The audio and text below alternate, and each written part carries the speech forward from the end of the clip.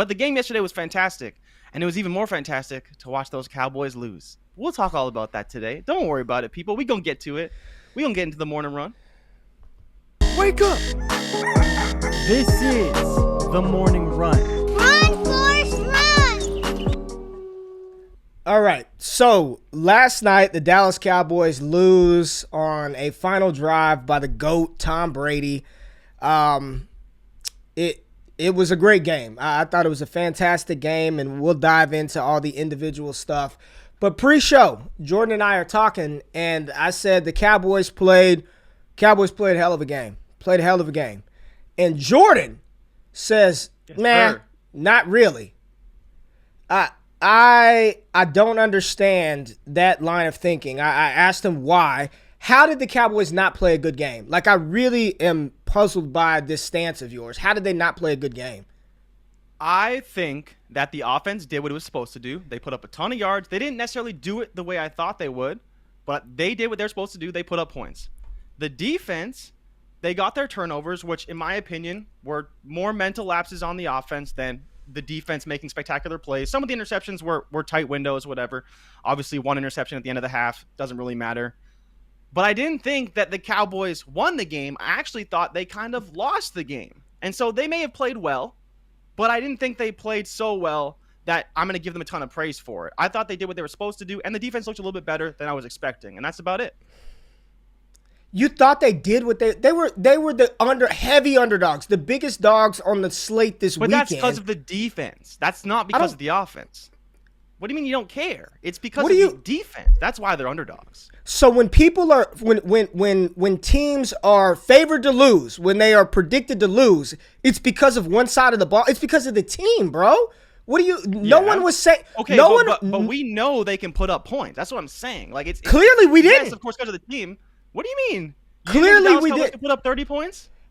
I didn't say that. I made the entire case for them covering yesterday. I actually bet +9 that Dallas would cover. I made the case that there is a world in which they could cover. I talked about Amari Cooper and CeeDee Lamb and Dak Prescott in the offense. Everybody in the whole freaking world said, nope, no way. Tampa Bay trounces them. It's not close. And then I ask you if they played well, and you're like, not really. They didn't play that well. The first thing you said was Tampa Bay didn't play well. You're diminishing how well Dallas played by trying to say, oh, well, Tampa Bay just lost it. Oh, they had a lot of mental lapses. Oh, this and that. Dallas played well. People thought they would go in there, get steamrolled. People were betting the spread. There's no way Dallas is going to be able to keep up with Tom Brady. And up until the last 90 seconds of that game, they outplayed Tampa Bay on both sides of the ball. Offensively and defensively, they outplayed Tampa Bay. They got goated by Tom Brady at the end, but to sit here today after what they did versus the Super Bowl champs coming off of a season in which Dak Prescott played none in the preseason, they had no sense of a running game, down Zach Martin, one of the worst defenses in NFL history coming back, to say that they didn't play well is Bush League, man. Come on, bro. I'm just going to call it like I see it. I don't think either team played well. You know, we expected Tampa Bay to be sharp. They really weren't. They didn't look that great. And maybe, to your point, it's because of the Dallas defense, but I thought they could have executed better. They made a lot of mental mistakes. They could have played better on both sides of the ball. And as well, Dallas, they could have played better on both sides of the ball. They didn't execute. They could have put up a lot more points. They had a lot of short fields. So why didn't they put up 30-plus points? Because they didn't play good enough to win. I do think that Dallas lost the game. They had more opportunities. Greg Zuerlein obviously missed a few kicks. But everything comes into account when you talk about team wins. It's not just offense. It's not just defense. It's everything. And that's ultimately why Tampa Bay barely got the win, because they executed a little bit more than the Cowboys did. But there was a lot of mistakes on both sides. I'm not disputing any of that. Tampa Bay won that game. They had the ball last, drove the ball down the field, scored, won the game. All I'm saying is you sitting up here saying that they did not play well. I don't care how you slice it, whether it's offensively, defensively, you're right. It's a team sport. But to sit here today after what they did, being the biggest dogs on the slate this opening weekend, to say that they didn't play well, come on, man. Stop the hate. Like, stop, man. Stop. I don't want to just give it to them like that. If they're gonna play well, they should have won the game. They should have won the game if they played that well. I wasn't the one saying that they were going to lose by a ton of points. I thought they could get steamrolled. But I told you yesterday, I fully expected a scenario where they could cover. And we can get into the narratives of the game, but none of us expected Dak to throw that much. And that's ultimately why they were in the game, because Dak was just throwing the ball. I think he threw it 50-plus times. He kept them in the game. Dak played extremely well. He did everything he had to do.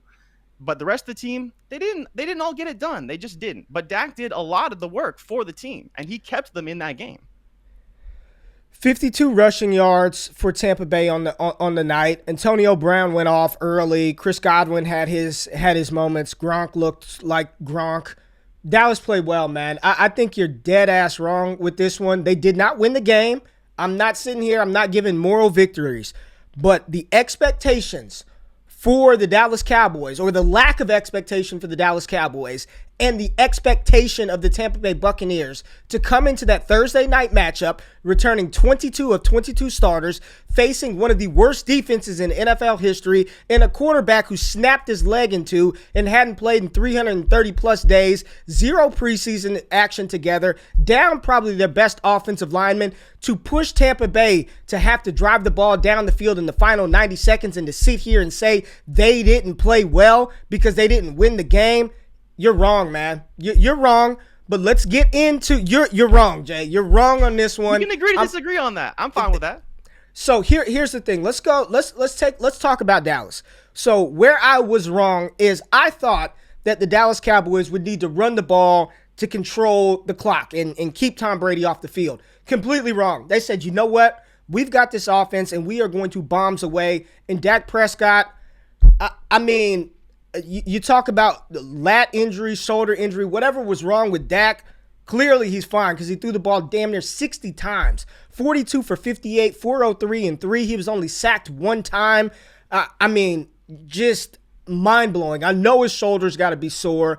The Cowboys rushed the ball 18 times for 60 yards. Zeke had 11 for 33. And here's my thing with Zeke. Zeke didn't play bad. It's just the game script. They didn't need him. He was fantastic in pass protection. You know, Tony Pollard didn't do much on the ground either. 3 for 14. It was Zeke, Tony Pollard. But let's talk about these receivers, man. Amari Cooper, CeeDee Lamb. And when I was on the FTN Fantasy's happy hour show yesterday, Chris Meany and Elliot Chris, we both, before we signed off the show, said which wide receiver was going to go off. If we had to pick one, who would be the guy that you think is just going to dominate the game? And we all said Amari Cooper. Amari Cooper I love CeeDee Lamb. I got the GOAT jersey in my closet. Love CeeDee Lamb. People forget that Amari Cooper at only 27 years old, 27 years old, just turned 27, was one of the best wide receiver prospects that we have ever seen, and has just consistently been Mr. Reliable. 16 targets, 13 receptions, 139 yards, and 2 touchdowns. CeeDee Lamb, 7 for 104 on 15 targets. You know who the third leading receiver for the Dallas Cowboys was? No. Was it Dalton Schultz? Dalton Schultz, 6 for 45 on 6 targets. Gallup had 7 targets. I think he sprained his ankle, rolled his ankle. He wasn't playing late. Blake Jarwin, 4 targets, 3 for 30. What do you think about the Dallas Cowboys passing attack moving forward? Who do you think the alpha is, or is it just going to be one of these things where it's Amari Cooper and CeeDee Lamb and flip a coin for who has the better day? I think, honestly, we may see a lot more Cooper than a lot of our people in the fantasy community are willing to admit. You know, there was a lot of people kind of touting CeeDee Lamb to be that alpha this year and take over. I really don't think that's the case. When you saw plays break down early in the game, especially on that, I believe Cooper's first touchdown in the corner of the left end zone, that was when the play broke down. Dak knew where he was looking. He was only looking to one guy, and it was Amari Cooper. And so I think when you just look at that chemistry, that trust factor, it's just there more with Cooper. Dak only played, 4.5 games with CeeDee Lamb. Yeah, they practiced and all that stuff, but Dak wasn't throwing the ball that much in minicamp. So when the play breaks down, he's probably a lot more likely to throw it to Amari Cooper and Michael Gallup than to CeeDee Lamb, unless CeeDee Lamb is wide open. It's the trust factor. That'll develop throughout the season. But early on, I think we're going to see a lot of big games from Amari Cooper because it looks like he's Dak's go-to guy right now. Yeah, I mean, I think both of them are studs, man. And I'm actually responding to my man Lawrence Jackson at Lord Don't Lose. He said the same thing that I said. Zeke played a nice game, but that'll go over some of y'all's heads. Zeke played fantastic, man. He did not run the ball. And honestly, I don't think they could have afforded to just pound the ball out. My big takeaway from Tampa Bay is their secondary is suspect as hell, just like we talked about on the show. I said I don't trust Tampa Bay's secondary. I like Carlton Davis. I like Antoine Winfield Jr. But outside of that, and the other guy, 35, Jamil Dean played well. But it's the front Sean seven. Murphy Bunting also was hurt, right? He was hurt in the second quarter? But it's the front seven. Anybody fantasy related, if you've got a running back going up against Tampa Bay, good luck. Because Vita Vea just destroyed Tyler Biadasz all night long. Connor McGovern played like masterfully in relief of Zach Martin. You just can't run on him, man. With those big boys in the middle, with those linebackers, I would be very concerned. I don't know what Tampa Bay's schedule is. Players like Alvin Kamara, where you can get him out laterally, and we saw that a little bit with Tony Pollard. We talked about that, right? Stretch him out, make him run side to side. The problem is Devin White is just as fast as the damn running back, so even trying to go laterally is really, really difficult. But good luck with running backs going up against Tampa Bay. Pass catchers I'm not concerned about, and they really didn't bother Dak Prescott. Like, think about as good as that front seven is. Dak was hit a couple of times, but he stood in the pocket. I think his campaign for we talked about this, comeback player of the year. If he continues to play, it's off to a hot start, and I don't think they're going to slow down anytime soon. Let's talk about Tampa Bay and the GOAT Tom Brady. I think his MVP campaign is underway. One of the interceptions was a Hail Mary into the end zone late. Don't really care about that. I forgot how the other one, it was Trayvon Diggs. It was a tip pass off of Leonard Fournette's hands. Trayvon Diggs intercepts the pass. But other than that, Tom Brady was lights out. He threw the ball 50 times, 32 for 50, 379, 4 touchdowns, 2 interceptions, didn't take any sacks. His favorite target was Chris Godwin. 14 targets for Chris Godwin, 8 targets for Rob Gronkowski, and the downfield targets went to Antonio Brown. Toe tap Tony, 5 for 121. Leads the second in the NFL in receiving right now is Antonio Brown. And I'll just tell you, man, he looks like the AB of the Pittsburgh Steelers. And I tweeted this out last night. The Tom Brady, Antonio Brown, Rob Gronkowski triple stack in seasonal leagues is probably the most elite, cheap triple stack money ADP could buy. And I've got it in the league, and I'm going up against Scott Barrett, and I'm whipping his ass right now with Tom Brady, Gronk, and Antonio Brown. It was just so cheap. In seasonal leagues, it was so cheap, and it's so elite because I bet plus 1,400 Tom Brady to win NFL MVP, and I think he's off to a hot start. It's going to be, they're going to throw the ball. I don't think Tampa Bay is ever going to run it. Like, Ronald Jones is done. I wouldn't be shocked, and I'm not joking. I wouldn't be shocked if they trade him. I would not be shocked if they trade Ronald Jones. And he knew it. When he fumbled the ball and they showed the picture on the sideline with him with the towel over his head, looking like a sad puppy, it's a wrap for Ronald Jones. And you made an interesting point too. We were all pumped about Gio Bernard. Maybe he's still learning the offense, right? Yeah, absolutely. Like, people who are in fantasy who are touting Gio Bernard as the James White guy, I think when we just be realistic about it, he just joined the team. He doesn't know the offense. We know that it's a historically difficult offense to learn. But when it came down to it, minute and a half left in the game, Tom Brady said, I need a guy who can catch a damn pass. And I believe it was on third and like 6 or 7, Gio Bernard went down and got it when Tom Brady was about to get just steamrolled by somebody, and he caught a first down to keep that drive alive.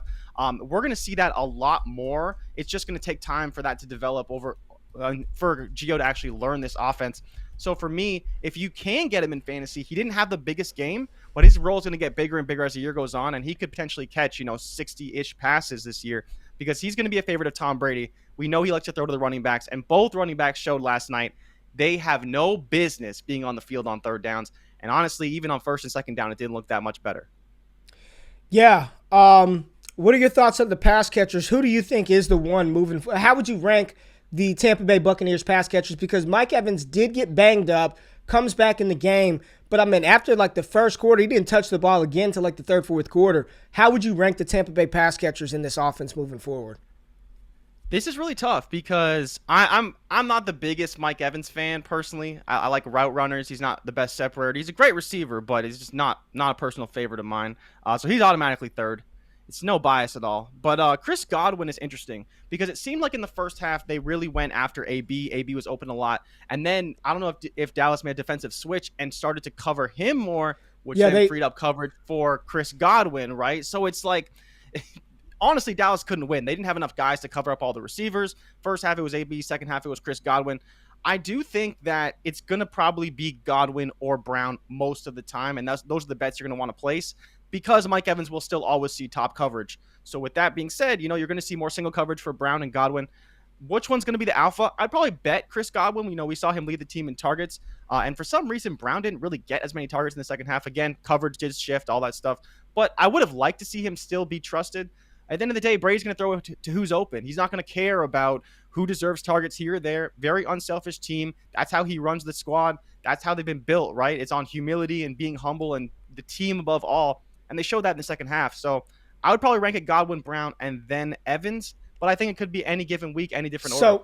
So here's what I think is going to happen. And it's fun when he's playing well. It's fun when he's healthy. I think it's Godwin, Gronk, Brown, Evans. Okay. I think Gronk is – listen, we saw I think somebody tweeted out last night, O.J. Howard had 6 snaps. I don't remember seeing Cameron Brate on the field at all, much if any. I know he didn't have any targets. So O.J. Howard, no targets. Cameron Brate, no targets. I think the leading pass catchers, at least targets, it may not be yards. Gronk is back. Gronk is back to being Gronk. And as I'm watching that game, does anybody take bigger hits than Gronkowski? Every time he gets hit, It just seems like he's getting blown up every play, right? I think it's Chris Evans, Rob Gronkowski, Antonio Brown, mixed with a little Mike Evans. I think Gronk, if Gronk is a top 5 scoring tight end this season, I wouldn't be shocked. This is a strong indication of what Tom Brady looks for. And when you've got AB on one side, you've got Godwin on another side, and Mike Evans in the slot, Gronk is facing one-on-one coverage all season. All season. Like if you're in a seasonal league, hell, even in Dynasty, I mean, you probably get 2 more years out of him. Gronk, I love all of my fantasy rosters where I took tight end late and just got Gronkowski like in the 12th, 13th round. Because I think this is a strong indication of how this season is going to play out. He was second on the team in targets last night. And again, with those trio of wide receivers on the outside, you cannot double everybody. And what we saw is they tried to put Anthony Brown on Gronk. They tried to put Keanu Neal on Gronk, and he's too big and fast. Gronk is in for a monster season. If he can stay healthy, Rob Gronkowski is going to be a top 5 scorer at the tight end position in fantasy this year. With Tom Brady, they want to throw the ball. They are not going to run the ball in Tampa Bay.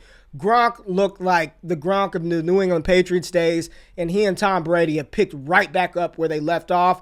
R.I.P. to the O.J. Howard truthers. R.I.P. to the Cameron Brate. They'll score touchdown truthers. This is Gronk's